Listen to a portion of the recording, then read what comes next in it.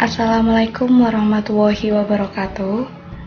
Perkenalkan, kami yang beranggotakan Eka Anjarsari dan Laili Fajriah. Di sini kami akan menjelaskan cara penggunaan sistem informasi manajemen perizinan angkutan orang pedesaan di Dinas Perhubungan Komunikasi dan Informatika Kabupaten Pekalongan.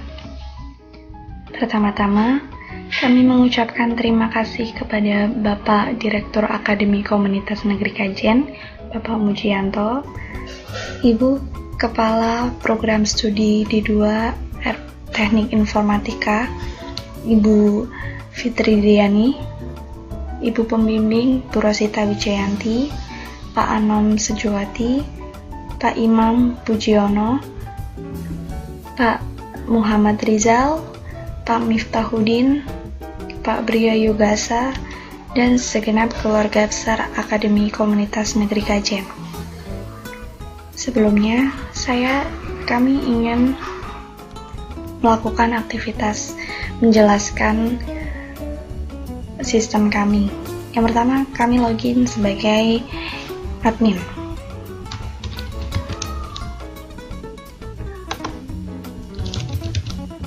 Masuk. Di menu admin itu sendiri terdiri dari profil, log aktivitas, ubah kepala dinas, dan data user. Profil berfungsi untuk mengedit data dari admin yang login, tapi yang hanya bisa diedit adalah passwordnya saja. Lalu log aktivitas itu berfungsi untuk melihat aktivitas-aktivitas yang dilakukan oleh user selama pendataan SK maupun KP, baik ID data maupun simpan data baru. Lalu ubah kepala dinas, ini berfungsi untuk mengubah nama NIP jabatan kepala dinas yang nantinya ada pada output SK, KP maupun laporan bulanan. Karena kepala dinas itu sendiri akan selalu berganti atau reshuffle. Lalu data user itu terdiri dari NIP, nama, alamat, username, password, dan nomor telepon dan jabatan. Kita bisa menginputkan data user maupun data admin yang baru. Cari ini berfungsi untuk mencari dan hapus untuk menghapus data user.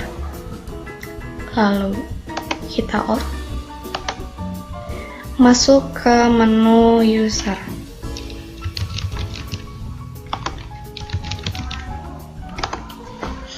Oke, di menu user itu terdapat beberapa menu, antara lain menu kendaraan, perusahaan, jalur trayek, SK pedesaan, KP pedesaan, laporan bulanan, profil, dan keluar.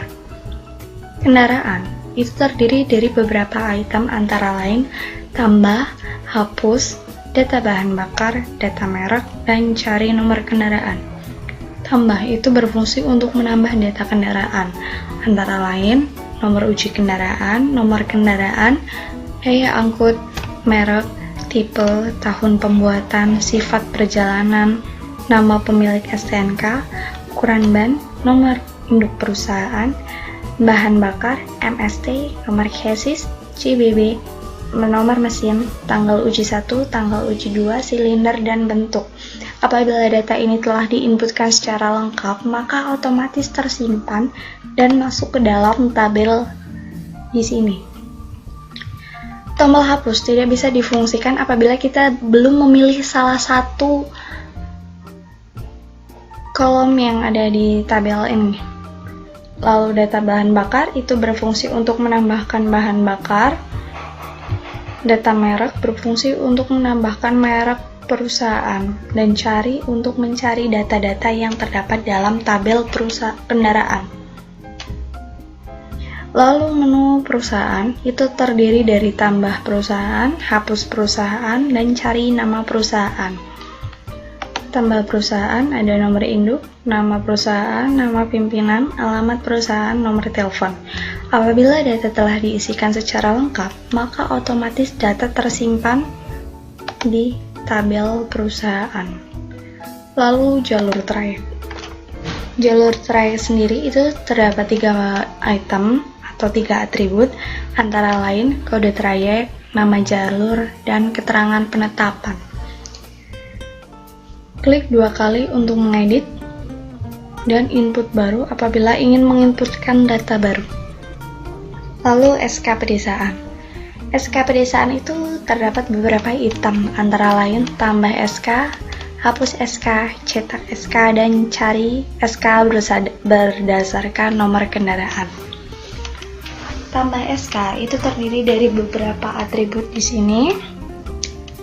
Lalu nomor SK bupati lama itu tidak wajib diisi jika baru pertama kali dibuat. Alasannya, apabila baru pertama kali dibuat, pasti tidak ada nomor SK bupati lama. Lalu masa berlaku kita telah set 5 tahun.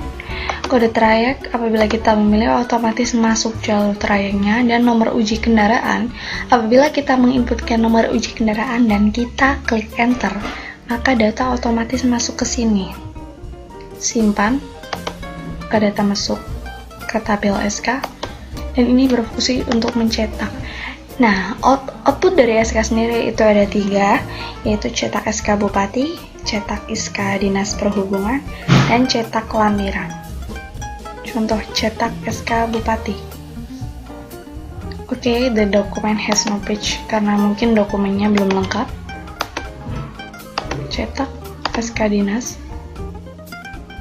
Oke, ini adalah SK dinas yang terdapat dalam menu SK. Ini outputnya, salah satu output. Lalu ada KP, terdiri dari tambah KP, hapus KP, cetak KP, dan cari nomor KP. Tambah KP itu terdiri dari beberapa atribut. Apabila kita menginputkan nomor SK baru, maka otomatis masa berlaku, status masa SK, ID SK akan terisi. Lalu ID KP kita setting auto number, dan masa berlaku kita setting 1 tahun. Karena masa berlaku KP itu hanya 1 tahun. Lalu tanggal terbit KP dan keterangan masa berlaku apabila menginputkan, maka akan langsung aktif. Apabila kita mengedit, klik 2 kali. Ini bisa diedit keterangan masa berlaku karena bisa saja tidak aktif maupun diplat hitamkan. Ini kita lihat outputnya dari KP. Ini hanya 1 lembar saja. Lalu laporan bulanan. Laporan bulanan sendiri itu terdiri dari laporan KP dan laporan SK. Laporan bulanan KP apabila telah diinputkan, contoh kita cari Juli karena saya sudah menginputkan bulan Juli. Ada 2 yang sudah diinputkan di bulan Juli. Apabila pada bulan tersebut tidak ada sama sekali KP yang diinputkan, contoh kita pilih Mei, maka akan muncul attention, the document has no page. Sama pada laporan SK juga, apabila ada data yang telah diinputkan, contoh di bulan Agustus 2016, maka akan masuk data tersebut. Dan apabila belum ada sama sekali, maka akan muncul attention, the document has no page. Lalu profil. Ini berfungsi untuk mengedit profil user yang sedang login. Hanya password yang dapat diganti. Lalu keluar apabila ingin mengakhiri sistem ini.